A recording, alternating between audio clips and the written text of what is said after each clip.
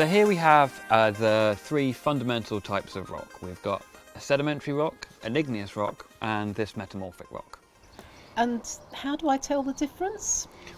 Well, the easiest place to start is to tell the difference between the sedimentary rock and the other two.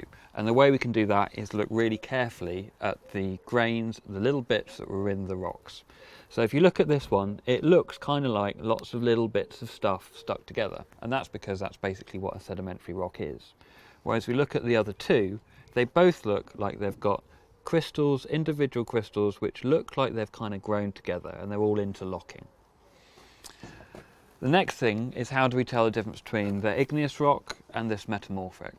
And in these two examples, I hope it's pretty obvious that here in the metamorphic rock, we've got this banding, we've got really obvious layering, whereas in this igneous rock, there's no obvious orientation of the grains, there's no layering or banding that we can see.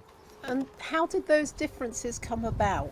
Well, the difference between these two is the banding that we see here in this metamorphic rock. And that difference has come about because when this one was formed, it was exposed to some kind of pressure.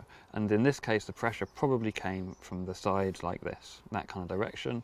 And that causes the alignment of the minerals and that banding that we see. Cool.